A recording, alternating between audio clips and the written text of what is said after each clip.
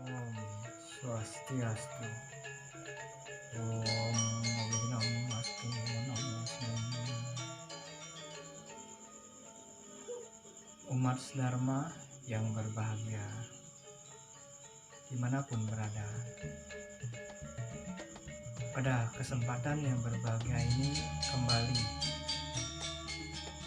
saya Niwayan Eka Sanjaya SPDH selaku penyuluh agama Hindu non PNS pada kantor Kementerian Agama Kabupaten Tabanan akan menyampaikan sedikit tentang ajaran keagamaan, yaitu tentang karma, di mana kita ketahui bahwa kata karma ini berasal dari kata bahasa Sanskerta yang berarti perbuatan, kerja, atau gerak.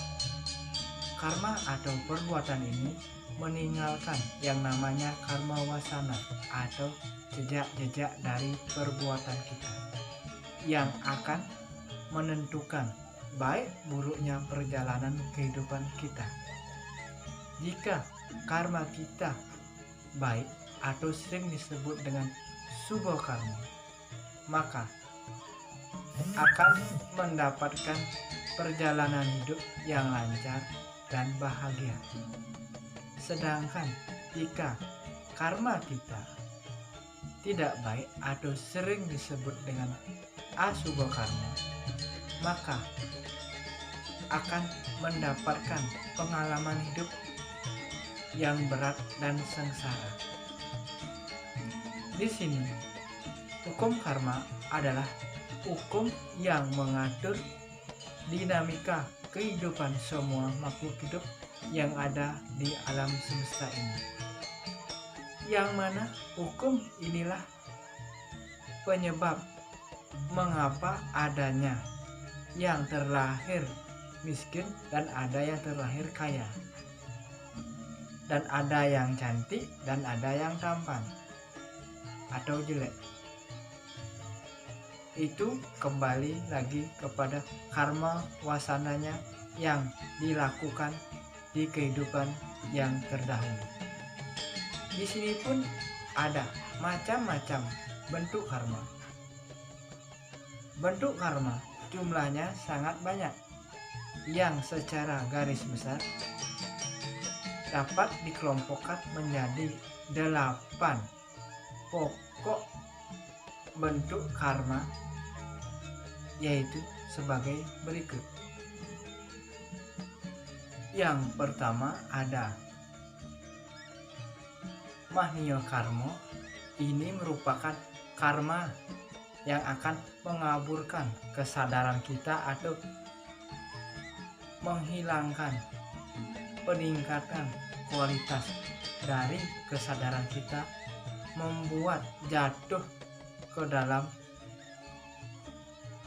lubang yang gelap tanpa ada cahaya, sehingga tidak ada atau tidak dapat melihat mana yang baik dan mana yang tidak baik.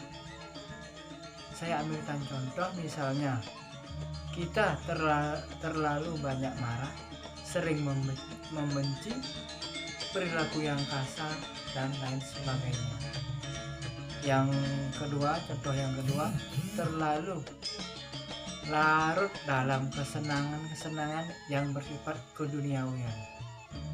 Yang contoh yang ketiga, terlalu fanatisme dalam beragama. Itu contoh dari mahniya karma.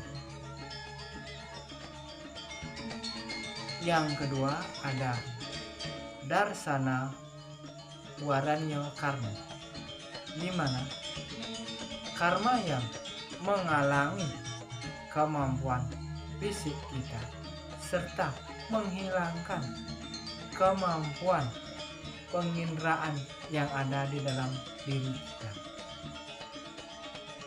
Contohnya, yang pertama ada caksur darsana warnya karma, yaitu yang menghilangkan kemampuan pada mata yang sejatinya dapat melihat makhluk halus. Yang lebih parah adalah kehilangan penglihatan mata secara normal. Contoh yang kedua ada acaksur darsanawe rana karma, yaitu yang membuat kita kehilangan kemampuan yang ada atau kemampuan yang sebenarnya pada indera tubuh selain mata atau telinga, hidung, lidah, dan lain-lainnya. Contoh yang ketiga ada awadi darsana rana karma, di mana karma ini membuat kita kehilangan kemampuan sebenarnya pada badan diri kita atau fisik kita mengalami kehilangan. Karma yang ketiga ada jadana rawaniya karma, di mana karma ini karma yang menghalangi penyerapan suatu ilmu pengetahuan yang masuk ke dalam diri kita. Karma ini akan membuat kita sulit berjodoh dengan ilmu pengetahuan, sehingga membuat pikiran kita menjadi tumpul. Yang jelas membuat kita tidak pintar dan pikiran kita akan menjadi buntu. Karma yang keempat ada antaraya karma, di mana karma ini karma yang menghambat kita untuk melakukan kebaikan, menerima pemberian, atau menikmati dari hasil kerja kita. Contohnya, yang pertama ada dana antaraya karma, di mana karma ini menyebabkan kita tidak dapat menolong seseorang. Misalnya, kita ingin memberi bantuan berupa uang kepada mereka yang terkena bencana, tetapi kita sendiri dalam kondisi kekurangan. Yang contoh yang kedua ada laba antaraya karma, di mana karma ini menyebabkan kita tidak dapat menerima pemberian orang lain. Misalnya, sedang ada bagi-bagi sembako atau bantuan-bantuan dari pemerintah. Akan tetapi kita tidak dapat kebagian meskipun kita sudah ikut mengantri berjam-jam. Contoh yang ketiga ada wirya antaraya karma, di mana karma ini menyebabkan munculnya rasa ingin atau rasa yang tidak ingin dalam diri untuk melakukan sesuatu apapun. Ini karma wirya antaraya karma.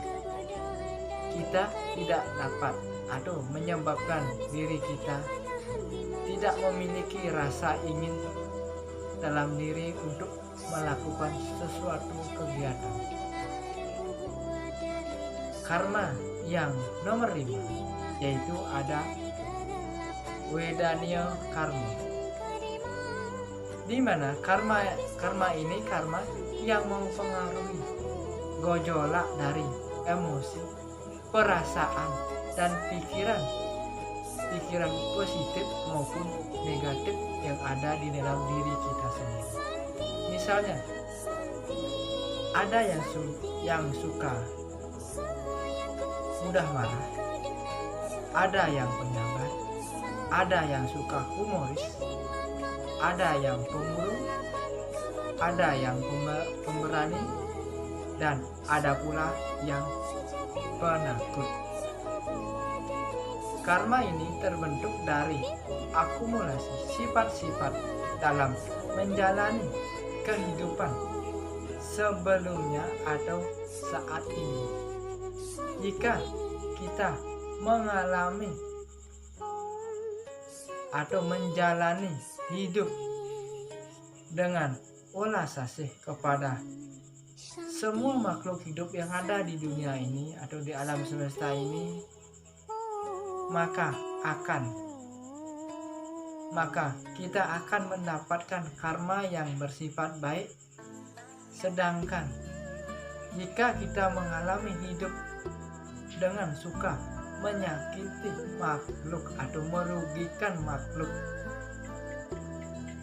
yang ada di alam semesta ini, maka akan mendapatkan karma yang sifatnya tidak baik juga. Karma yang nomor 6, yang keenam ada Ayuswa karma, di mana karma ini karma yang membawa kita ke alam-alam setelah kematian, di mana karma ini terbentuk dari akumulasi karma kita semasih hidup yang akan menentukan kita akan menuju ke burloka, swaloko, atau langsung terlahir kembali ke dunia ini. Karma yang nomor 7 ada nama karma, di mana karma ini karma yang menentukan kita lahir dalam tubuh makhluk apa dan dalam kondisi badan fisik bagaimana. Itu yang nomor 7. Yang terakhir ada Gotra karma, di mana karma ini karma yang menentukan nasib hidup kita seperti tempat, situasi, lingkungan dari keluarga apa kita akan dilahirkan kembali, serta bertemu dengan siapa kita di kehidupan yang akan datang. Jika berdasarkan dengan rentang waktu, maka karma pala dapat terbagi menjadi 3, yaitu sebagai berikut. Yang pertama ada Sancita Karma Pala, di mana Sancita Karma Pala ini adalah tindakan yang kita lakukan pada kehidupan sebelumnya dan baru kita terima hasilnya pada kehidupan sekarang. Yang kedua ada Prarabdha Karma Pala, di mana Prarabdha Karma Pala ini merupakan tindakan atau perbuatan yang kita lakukan pada saat ini yang buah karmanya kita terima pada kehidupan ini juga.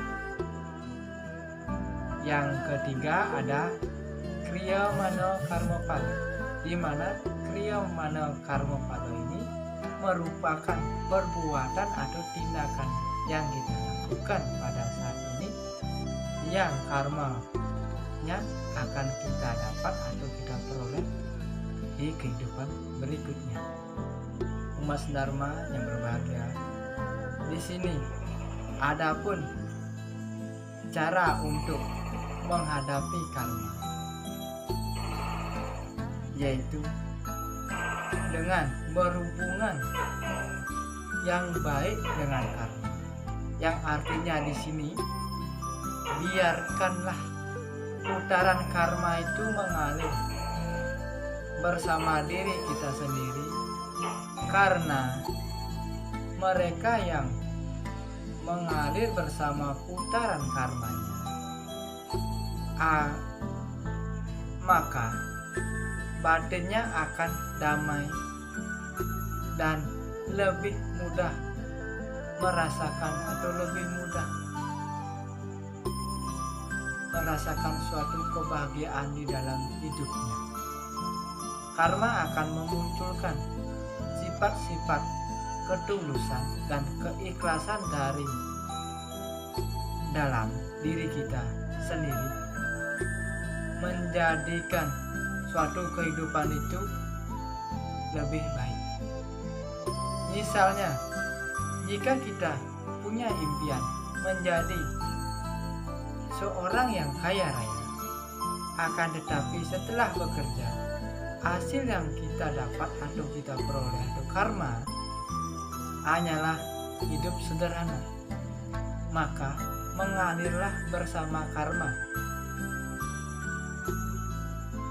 dengan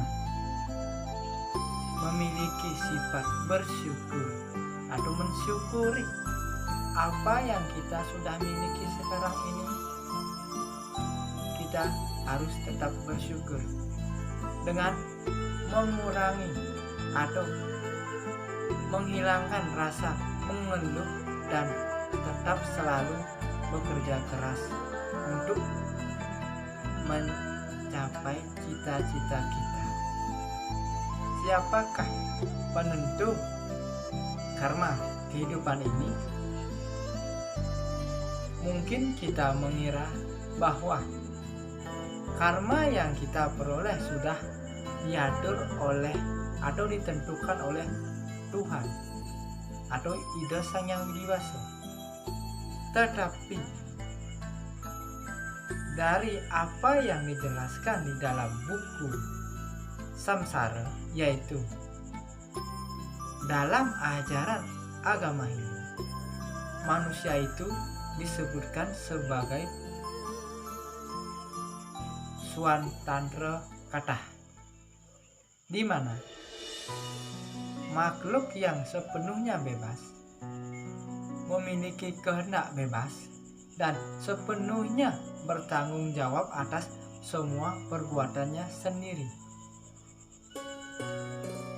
Jadi, hukum karma pala ini bukanlah sebagai nasib atau takdir Tuhan atau takdir Ida Sang Yang Widi Wasa, melainkan kita sendiri yang sepenuhnya menentukan nasib kita sendiri, baik buruknya pada kehidupan sekarang merupakan karma atau hasil perbuatan kita dari kehidupan sebelumnya.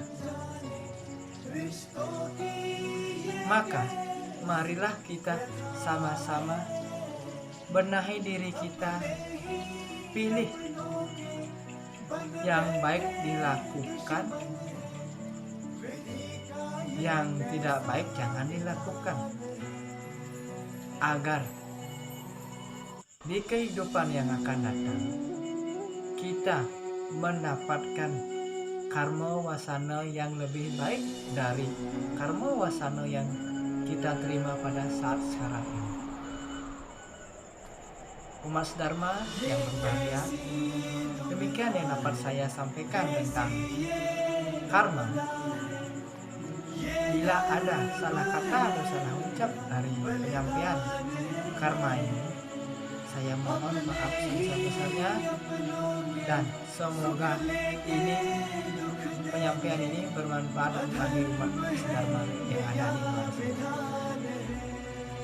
Akhir kata, saya tutup dengan mengaturkan para Om Santi Santi.